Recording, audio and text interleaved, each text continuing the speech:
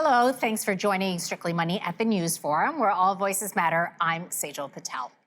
If talking about money makes you squirm, you're not alone. Discussing money is still seen as a taboo amongst close family members and even among married couples. In fact, studies show that partners would much rather talk about death and sex before talking about money. And as you're about to find out, we pay the price for that silence in more ways than one. Joining me now with his advice on how to broach difficult money conversations is financial planner and financial psychologist, Dr. Brad Klontz. Brad, great to have you on the show today. Thank you, Sejal. You know, I've been running my financial wellness business for more than 4 years, and I still find it fascinating that regardless of the fact that money is essential for all of us to survive, we live in a capitalistic world, we think about money a lot, so many people struggle to talk about it, and certainly in a healthy way. Why? What have you discovered? Shame and money seem to be really closely linked, and we are afraid that we're going to be judged by other people is really what it comes down to. Most of our life on earth as human beings has involved living in a closely affiliated tribe of like 100 to 150 people. And your connection to that tribe and how that tribe sees you, your status, how closely connected you are. If you have too much or too little, it creates a deep sense of shame. And so ultimately, we're worried that we're going to be judged harshly by our peers related to our finances. And shame is also about, not having enough or not knowing enough as well, isn't it? Absolutely. So our status within a tribe was critical to our survival. And so the further we move out from the mean or the average within the tribe, the more like psychological anxiety that we experience. Even if it sounds good, like having more money is a good thing, like we think it's a good thing, it creates a sense of anxiety. It really does come down to values, though, doesn't it, Brad? Because I always say, money it has no power until you attach values to it and manifest that. Would you say that's the right way to look at it? I think so, because it's an inanimate object. It has nothing in and of itself, but all the stuff we project on it. And money is one of those weird things that it's all over our life, right? Mm-hmm. It integrates in everything in our life, like everything we do with our family, our activities, our jobs, our sense of meaning. Like, how do we achieve a sense of meaning in our life? Money is involved in all of it. So, Brad, what is it costing us? And how does this affect different people? So the American Psychological Association does a Stress in America survey every year. And on most years, money is the top source of stress in the United States. Like 3 out of 4 Americans. And here too. Ironically, we're like the richest country or arguably some of the wealthiest people on earth who've ever lived on earth, right? But this is the biggest stressor above children, above family, above health. And stress obviously has a severe negative impact on our physical and emotional well-being. The hardest conversation, I think, is the one that we have with ourselves, is it not? Like, we have a lot of thoughts running through our head. And certainly, the people that I work with, they say things like, I don't deserve money, or I'm not good at managing it. So what kind of advice would you give someone who's thinking through those things? I think paying attention to those automatic thoughts we have about money are really, really important, because we have done many studies at this point, and those beliefs that are just sort of popping into your head, you have to pay attention to those because they have a profound impact on your financial outcomes, on your emotions around money, and how you deal in your relationships around money. Let's talk about money personalities, because I always say, everyone has a narrative. Chances are it was developed at a very young age. You've actually done a lot of research on this, and you call it money scripts. Can you talk us through why this is so important, the money narrative? Right. So we have experiences around money. We all have them based on our culture, based on our upbringing, our parents, our grandparents. And these experiences lead to a mindset around money. And this mindset around money, for most of us, it's outside of our conscious awareness because we don't really talk about money much because we have shame around it. So we don't talk about it. But these beliefs that are lying around in our subconscious, they have a profound impact on how much money we make, on our net worth, on our credit card debt, and on all of our behaviors around money. So they actually are predicting, you are where you are right now financially because of these beliefs and these mindsets. And it starts at a very young age, doesn't it?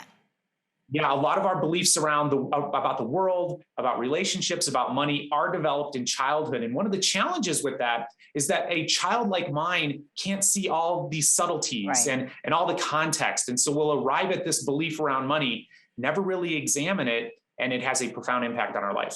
All right, we're going to take a quick break, and when we come back, we'll go through some of those personalities or scripts.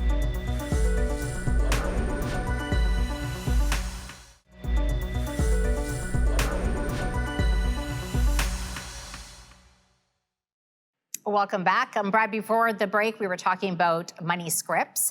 So let's run through some of those. First one, money avoidance. So what kind of characteristics do these avoiders have? Yeah, so this is where we have a negative association with money. We may believe that we don't deserve money, or there's virtue in having less money. So we're actually better off in terms of our values and virtue if we have less money. Now, obviously, that belief pattern can be developed in a group of people who have less money, right? Trying to make sense of it, trying to belong to the tribe. Right. We might have beliefs that rich people are greedy, that money corrupts, and that having money is essentially bad. So it's a negative psychological association with having money.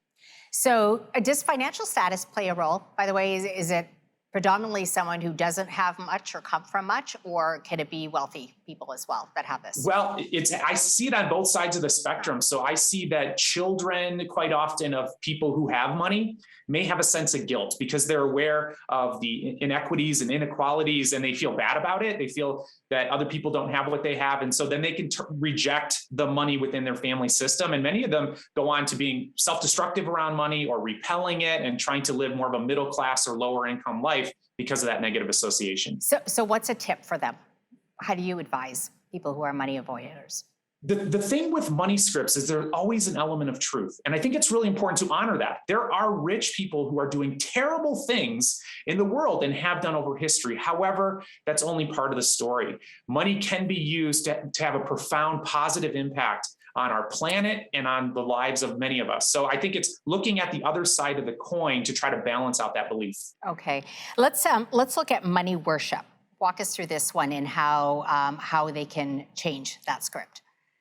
So money worship is a set of beliefs that looks at money and having stuff as the key to happiness. So if I just had more money, more stuff, then I would be happy, and believing that there's never enough money. And so this belief pattern, I think, is sort of the average American, to be honest. Like, we're just really consumer driven. We want more and more stuff, and feeling like more stuff's going to make you happier. It actually doesn't. And now it obviously does to a point. Like, if you're really struggling to survive, this belief, again, elements of truth, absolutely make you happier if you have clothing and food and a home.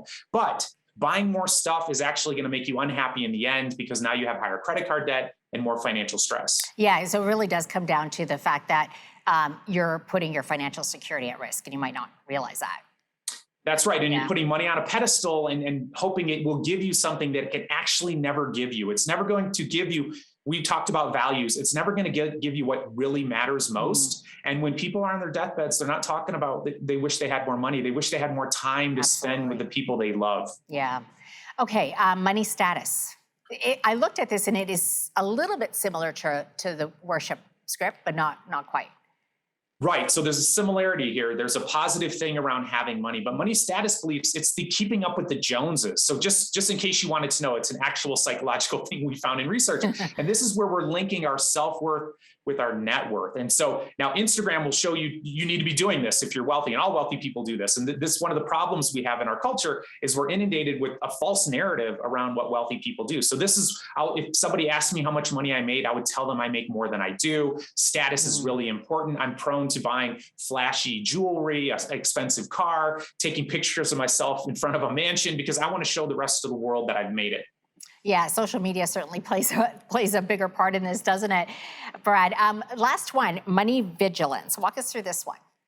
So we did this research and we gathered beliefs from, at this point, tens of thousands of people. And the good news is there's a good money mindset for you if you want to have lower credit card debt, better financial health, higher income, and higher net worth. And that is money vigilance. And this belief's like, it's important to save for a rainy day. And ironically, so there's that anxiety around having enough. But ironically, if you ask these people how much they made, they actually downplay how much money they have. And that's one of the big secrets that It's really tough for people to believe based on social media, but all the research on self-made, ultra-wealthy individuals, they have a tendency to be savers, right? Yeah. That's why they have net worth. Your net worth really does come down to how much of it you're saving versus spending. And so having a little bit of anxiety is actually good for you because it'll help you plan for the future.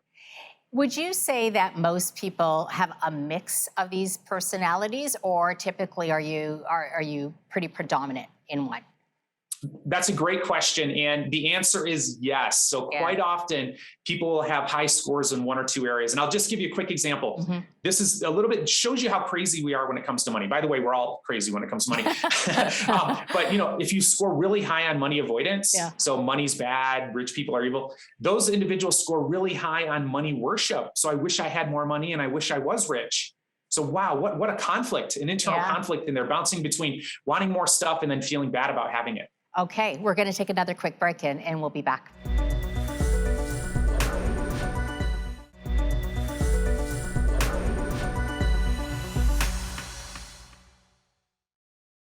Welcome back to Strictly Money. I'm here with financial psychologist, Dr. Brad Klontz. Brad, let's talk about money and love. Given that financial disagreements are a big predictor of divorce, can you run through a few of the biggest issues couples see you about? Yeah, so I think some of it comes down to conflicting money scripts, right? I mean, that's really what the core of it is. We talked about these money personalities. So what if you are a vigilant saver? What if that's something that's really important to you? And then you're attracted quite often because you're a little bit, uptight, if you're a big saver. So you might be attracted to somebody who's a little bit more money worship, like, let's have some fun, let's enjoy life. So we're very often looking for balance in our lives subconsciously. And so we're attracted to somebody who might be doing money differently from us. And then all these conflicts can arise.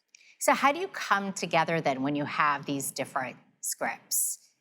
I think a big part of it is understanding your own psychology around money. Super important, because if you don't understand your own, how can you possibly understand your partner's? And so I encourage people to actually have some conversations early on around money so that we can really get to understand each other and understand what's important. And if I know what, for example, socioeconomic background you're from, but how you felt about it, like how did you feel about that? It can really help me make sense of your financial behaviors. Okay, so let's run through a scenario. What if one person is a spender and the other person is a saver? I see this a lot. How do you talk through this? How do you get on the same page? Yeah. So what you don't want to do is what most couples do, which is spend a lot of your relationship trying to convince the other person that they're wrong and that you're right. By the way, this is sort of a toxic way to do this in any area of relationship. Right. But yeah, that's the impulse. The impulse is I have this belief around money based on my background. I think I'm right. And so I'm going to sort of beat you over the head with my arguments to try to shape your behavior and change your behavior. And so I think those comes down to understanding where somebody comes from. Like there's a reason why your partner wants to spend. Do you know what that is? Do you know what sort of emotional need that's meeting or practical need that's meeting? And for you, like your anxiety around saving, is it too much? Like, are you going overboard on that? Maybe you don't need to be quite as nervous and scared as you're acting. One of the sources of conflict that I've seen, Brad, is when one person is the breadwinner and handles all the finances and the other is not, and feels that because they don't financially contribute, that they don't have a say. I see a lot of women and I work with a lot of women who I know have felt this way. What's your advice around that? So my advice is to look at money in your household the same way the government does. So if you were to break up, the government would say, well, half the money that's come into your household while you're together is yours and half is yours. I mean, that's sort of how most of divorces go, to look at it. So that's the way the government's looking at it. And I think it helps to look at that like that as a household. So maybe you're dividing responsibilities. Maybe one person's doing more child stuff versus the other person doing more work outside of the home or income. And it doesn't really matter who's doing more. This is a unit that's going through life. Money's coming in, money's going out. And to look at a shared ownership of that, I think is really important. I was surprised. I recently read a stat in the US that said that something like 40% of couples don't even know what their other partner makes, which is really interesting. Wow. Yeah. Let's switch gears.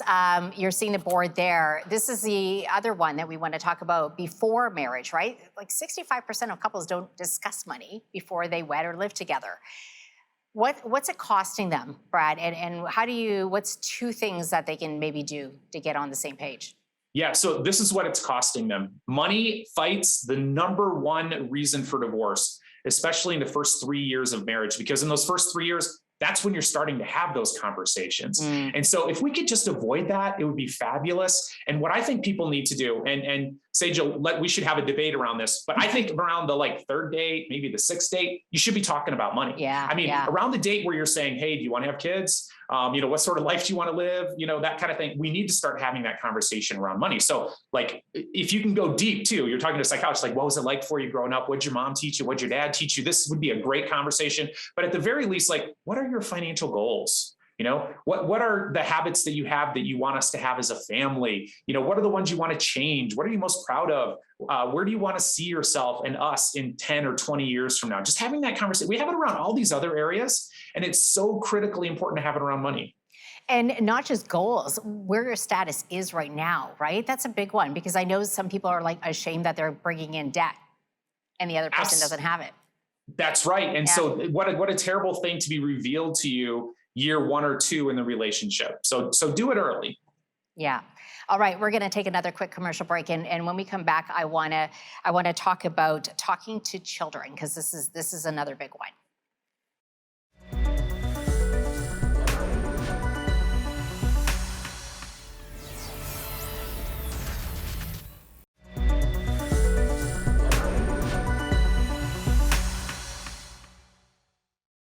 Welcome back. Brad, I want to circle back before, because we talked about money scripts. A lot of it's developed during childhood. So for parents who are watching, what kind of conversations should they be having with their children? And maybe we start with the young kids first. Yeah. So, as a parent, obviously you're dealing with a lot of stuff, and your kids, though, how they're going to manifest their relationship with money is coming directly from you. It's coming directly from you. So you are teaching them about money right now. And if you're not talking about it, what lesson are they walking away with from that? Is it not important? Is that what you're trying to tell them? Or is it too scary to talk about or too shameful to talk about? So understand this, you are teaching your kids about money right now. And if you can be conscious about what you want to teach them, it can really, really help. Have you noticed that parents have different conversations with their boys versus girls? They absolutely do. And this is something that's been studied. There's been a few good studies on this. And part of it depends on race and culture, because in the United States, for example, Latino girls and boys are raised sort of similarly around money, whereas white boys and girls are raised differently. But bottom line, when you look at women overall, they are being exposed to less financial information at a severe detriment for them later on. What about teenagers? What kind of conversations should you have with teenagers then? Yeah, so teenagers are sort of wired to be impulsive, and not be good managers of money. And so as a parent, I think it's really important that you not just give money to your kids and then sort of bemoan how they waste it and spend it all. Use allowance or, working, helping them get a job. Use that as an opportunity to teach your values around money. So structure it up. So whether it's a paycheck or allowance, have them save some, spend some, give some of the way, just as an example, put them in different buckets, and then talk through why each of these approaches to money are important. There's a point that I always try to make and hammer in is that wealth is not a product of an individual's actions. It really is affected by your partner's actions and your children's actions and your parents. And what I mean by that is if your partner is, say, financially irresponsible, it has an impact on you. If your parents all of a sudden run out of money in retirement, you have to think about, should I support them? And it creates a lot of stress. Do you see that? And do you have those kind of conversations? I do. And I look at it exactly the same way. And it could be because I'm from a lower income home kind of thing. But I look at it like it's a family legacy. It's a family legacy. And I'll say this too, because some people feel really discouraged because they realize that where they started out, they can only get so far because they started lower income, for example. But you got to look at this through a larger, I think, like family legacy. And it's like, hey, look, you were given the ball. Okay, you're on the 1st-yard line, so maybe you can get to the 50-yard line so that you can give your kids a leg up and they can be starting at an advantage compared to where you come from. But I love the idea of looking at it like that because it's all about your partners. It's about your kids. It's about where you came from. And looking at it within that broader context, I think can be really motivating. We only have about 30 seconds or so before we end the show, but I want to get your quick thoughts on advice for financial advisors. What do you recommend to them? Because they typically are focused on solutions.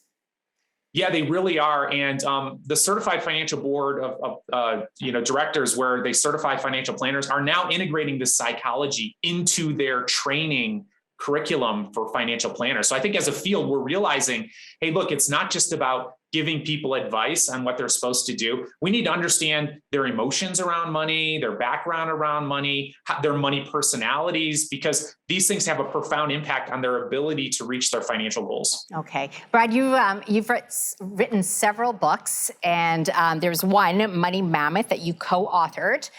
Can you tell us about this? What can readers expect to gain from reading it? So this is my latest book. And in this, I've taken the research we've done on the psychology of money and really try to make it, put in exercises and stuff that we've used in studies to get people to understand their financial psychology and save more. So for example, one study we did, we increased people's savings rates by 73% just after an hour of thinking about their money scripts and getting really specific around their goals. All right, Brad. And we can pick that up on Amazon, I believe. Yep, that's right. All right. Thank you so much for joining us today. Thanks for having me. Financial psychologist, Dr. Brad Klontz. Well, if there's one thing that you can take away from this interview, it's that talking about money is a huge step towards financial health. It wasn't that long ago that discussing mental illness was a taboo, but that's changed. And look at the positive impact it's made on so many lives. So let's erase the shame and stigma surrounding money. Thanks for watching.